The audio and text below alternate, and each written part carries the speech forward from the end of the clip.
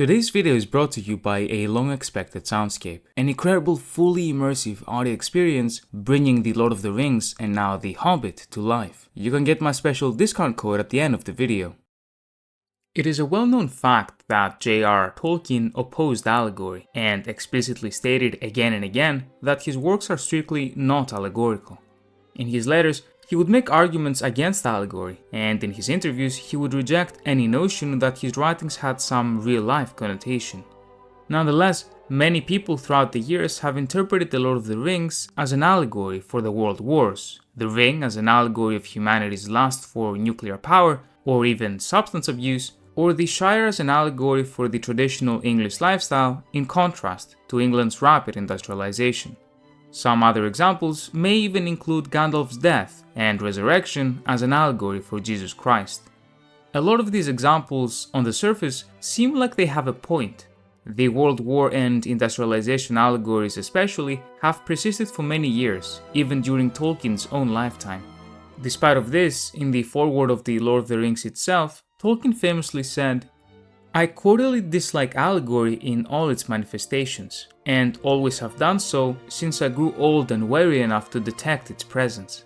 I much prefer history, true or feigned, with its valid applicability to the thought and experience of the readers. I think that many confuse applicability with allegory, but the one resides in the freedom of the reader, and the other in the purposed domination of the author." From this quote, you can not only see why Tolkien dislikes allegory, as it forces the reader into a certain thought process, but you can also see what Tolkien instead claims his work to contain: applicability. But what is the difference between allegory and applicability? On a literal level, an allegory is a fantastical creation whose purpose is to specifically represent something real, whether that be a person, event, or moral stance. That something could be, for example, the Second World War. In the case of Narnia, it could be Aslan being Jesus Christ, or for Plato's cave, it could be something along the lines of man being happily ignorant of his ignorance. As Narnia is located within the fantasy genre, it's written in the same period and by a friend of Tolkien's, let us compare its allegory to The Lord of the Rings' applicability. Regardless of who the reader is, regardless of their experiences and backgrounds, Aslan is always Jesus Christ. Aslan being understood as Jesus Christ is the intention of the author and an extension of Narnia itself. Therefore, I, as a reader, am not allowed to see Aslan and the story surrounding him as anything but the story of Christ. That is allegory, and what Tolkien meant by the author dominating the reader. Now, within The Lord of the Rings, Tolkien used his own experiences and emotions from the First World War and the loss of his friends to write The Lord of the Rings' own conflict. Tolkien, however, did not make an allegory about the World War specifically, but rather wrote a story that also included themes of war. I could be a veteran of the Korean War, or the Vietnam War, or be a friend of one and still understand their common pain, and apply my own interpretation and experience to the work. It's not exclusive to those that experience trench warfare, or in the case of the World War II allegory accusation, Hitler or Stalin supposedly being Sauron. Sauron is evil itself, and the reader can use their own free will and imagination to interpret them as they will. Tolkien may have delved deep on the spiritual and thought of the devil, but you specifically may think of real figures ranging from Saddam Hussein to Mao, or even your evil neighbor. In terms of the One Ring, Tolkien wrote the story using his experiences of human greed and sin, but it's not meant to stand in for anything. People asked him again and again if the ring represented the atomic bomb, and the beauty of allegory versus applicability is that they are free to do so. It is precisely because of Tolkien's writing style that they can have these ideas in the first place, which went so far as to make them think their specific interpretations were the intentions of the author. What a lot of people find to be one of the most damning in terms of the allegory argument is the environmentalism within The Lord of the Rings. People see the Shire as representing the English countryside, and Isengard and Mordor representing its destruction by England's real-life industrialization. I would argue, however, that the most important aspect of allegory is the specific intention of the author trying to pass a real-life message through the allegory. This is not something that applies within The Lord of the Rings. Instead, Tolkien genuinely, and through his experiences, believed that the quiet, family-oriented, traditional lifestyle was the one best for mankind, and the one he preferred for himself. Therefore, it came naturally to him for the side of good to also live that natural lifestyle.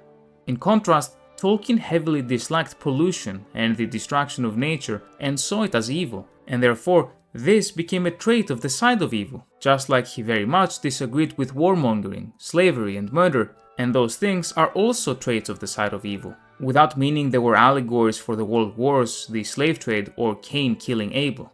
I, as the reader, can apply my own interpretation for those things, or for the Shire being about England's natural habitat specifically, or it doesn't have to mean anything at all.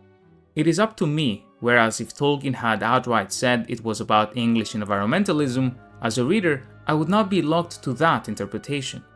The last, and perhaps most important part of this subject, of course, is Christianity. The difficulty of this subject is something that Tolkien himself also recognized, but I will try my best to explain. Any author writes his work, any work, based on their beliefs, morality, and worldview. Now, I do not know your religion, or lack thereof, but attempt to step in the shoes of J.R.R. Tolkien. For him, Christianity is as real, and the resurrected Christ as objective, as the device you're watching this video from. The sacraments, the church guided by the Holy Spirit, everything is very real. Equally real are the teachings of those objective facts, Christ-like teachings that are oftentimes seen through our characters, or even their opposites when our characters fall and sin, and are consumed by the ring. With that perspective in mind, any work written by such a man would be innately covered by those themes, because the theme of sin, for example, is as natural and as real as Aragorn's sword or Boromir's horn. Therefore, they can't not exist within the story, because otherwise it's not a human story, at least according to Tolkien. Therefore, Tolkien doesn't write about these themes with the specific intention of them representing something else, a hidden meaning of an allegory, but rather because what else is there to write about? He doesn't do it with the intention of allegory or forcing the reader to see something, but because it is, in the simplest form, humanity itself. It is impossible for grace and for sin, for forgiveness, for bravery and for triumph over sin not to be factors. Without this meaning that Tolkien, while writing, was deliberately thinking of writing about things that are supposed to represent Christianity, instead writing Christianity itself because he himself was Christian.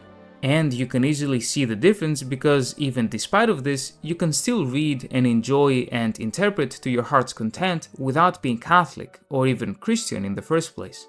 In letter 163, Tolkien said, "In a larger sense, it is I suppose impossible to write any story that is not allegorical in proportion as it comes to life, since each of us is an allegory, embodying in a particular tale and clothed in the garments of time and place, universal truth and everlasting life." And in 2:15 he commented, "I do not like allegory, properly so called. Most readers appear to confuse it with significance or applicability, but that is a matter too long to deal with here. But long narratives cannot be made out of nothing, and one cannot rearrange the primary matter in secondary patterns without indicating feelings and opinions about one's material." Tolkien understood that anything could be interpreted as allegory, and having the ability to do so was the whole point, and that is what applicability was all about. In the simplest way, Tolkien loved myths and what he called feigned history, and how these could be used to reveal different truths that were entirely up to the reader. As he liked to say, his characters didn't do things for a specific higher purpose, nor did events occur for the same reason in order to represent something. They simply did. And from those things, from those interesting stories, unique individual interpretations could be born, always keeping in mind that everything was written by a person, with certain values that may or may not come to the surface. I'm so excited to tell you all about Jordan Reynolds' project, a long-expected soundscape. Jordan has spent over 2 years creating a 3D audio version of The Lord of the Rings. He recorded and designed sound effects for each moment of the story. He went out into the woods to record nature and wrote an entire score for the trilogy. Every moment is scored specifically. The fell beast flying over you, the ride of the Rohirrim, And all of this, by the way, mixed with Dolby Atmos for the highest quality experience possible. All of these moments are timed exactly to match Andy Serkis's audiobook, and you can use Jordan's syncing app to easily combine the two. But you can also enjoy it by itself, or even use it for your D&D sessions. To make sure you don't miss out on such an incredible project, make sure to use my discount code INK25, which will work through Christmas and get you 25% off of your whole cart. You'll also find soundscapes for The Wheel of Time, Harry Potter, The Hobbit and more.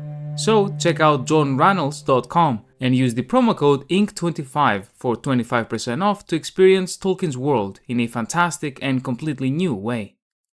A massive thank you to my channel members, and thank you very much for watching.